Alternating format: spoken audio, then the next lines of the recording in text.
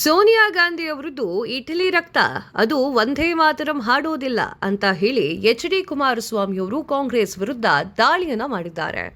ರಾಷ್ಟ್ರೀಯ ಗೀತೆ ವಂದೇ ಮಾತರಂ ಕುರಿತಾದ ವಿವಾದದ ನಡುವೆ ಕಾಂಗ್ರೆಸ್ ನಾಯಕಿ ಸೋನಿಯಾ ಗಾಂಧಿ ಅವರು ವಿದೇಶಿ ರಕ್ತ ಅಂತ ಹೇಳಿ ಕೇಂದ್ರ ಸಚಿವ ಎಚ್.ಡಿ. ಕುಮಾರಸ್ವಾಮಿ ಅವರು ಟೀಕೆಯನ್ನ ಮಾಡಿದ್ದಾರೆ.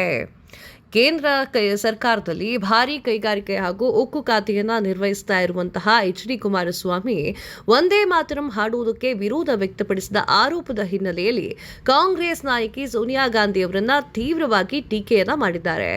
ಪ್ರತಿಯೊಬ್ಬರೂ ಕೂಡ ರಾಷ್ಟ್ರೀಯ ಗೀತೆಯನ್ನ ಗೌರವಿಸಬೇಕು, ಆದರೆ ಸೋನಿಯಾ ಗಾಂಧಿ ಅವರು ವಂದೇ ಮಾತರಂ ಗೀತೆಗೆ ಅವಮಾನ ಮಾಡುವ ಮೂಲಕ ತಪ್ಪು ಮಾಡಿದ್ದಾರೆ ಅಂತ ಹೇಳಿ ಕುಮಾರಣ್ಣ ಕಿಡಿಕಾರಿದ್ದಾರೆ.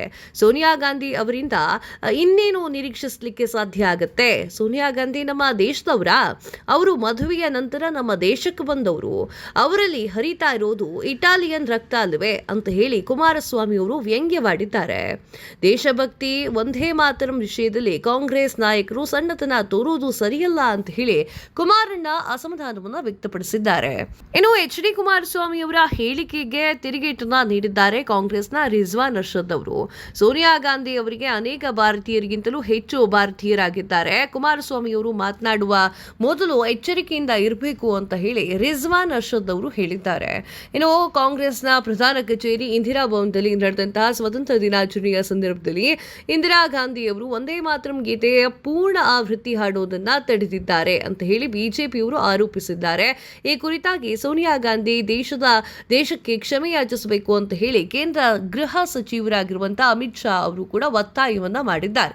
ಅಂದ್ರೆ ವಂದೇ ಮಾತರಂ ಗೀತೆಯ ವಿವಾದ ಗೂಗಲ್ ಟ್ರೆಂಡ್ನಲ್ಲಿ ಸದ್ದು ಮಾಡ್ತಾ ಇದೆ. ಈ ವಿಷಯ ಕುರಿತಾಗಿ ಕಳೆದ 24 ಗಂಟೆಯಲ್ಲಿ ಅರುಣಾಚಲ ಪ್ರದೇಶದಲ್ಲಿ 100% ಮತ್ತು ಜಮ್ಮು ಕಾಶ್ಮೀರದಲ್ಲಿ 99% ಮತ್ತೆ ದಮನ್ ಮತ್ತು ಇನ್ನೂ ಹಲವೆಡೆಯಲ್ಲಿ ಸಿಕ್ಕಾಪಟ್ಟೆ ಸದ್ದನ್ನ ಮಾಡ್ತಾ ಇದೆ. ಮತ್ತೆ ಸಾಕಷ್ಟು ಜನ ಸರ್ಚ್ ಅನ್ನ ಮಾಡಿದ್ದಾರೆ. ಅಂದ್ರೆ ಸರ್ಚ್ ರೇಟ್ ಬಂದ್ಬಿಟ್ಟು 100% ಸರ್ಚ್ ರೇಟ್ ಕೂಡ ಕಾಣಸಿಗುತ್ತೆ. ದೇಶಕ್ಕೆ ಅವಮಾನ ಮಾಡಬಾರದು ಅಂತ ಹೇಳಿ ಕಾಂಗ್ರೆಸ್ ವಿರುದ್ಧವಾಗಿ ಬಿಜೆಪಿ ಮತ್ತು ಜೆಡಿಎಸ್ ಪ್ರತಿದಾಳಿಯನ್ನ ಮಾಡ್ತಾ ಇದೆ. ನಿಮ್ಗೇನ್ ಅನ್ಸುತ್ತೆ? ಸೋನಿಯಾ ಗಾಂಧಿ ಅವರು ಮಾಡಿದ ಸರಿಯಾ ತಪ್ಪಾ? ಕಮೆಂಟ್ ಮಾಡಿ ತಿಳಿಸಿ. ಇದಾಗಿದೆ ಹೊತ್ತಿನ ವಿಶೇಷ. ಮತ್ತಷ್ಟು ಸುದ್ದಿಗಳಿಗಾಗಿ ನೋಡ್ತಾ ಇರಿ ನ್ಯೂಸ್ ಟುಡೇ ಕನ್ನಡ. ಸಬ್ಸ್ಕ್ರೈಬ್ ಮಾಡಿ. ಧನ್ಯವಾದಗಳು.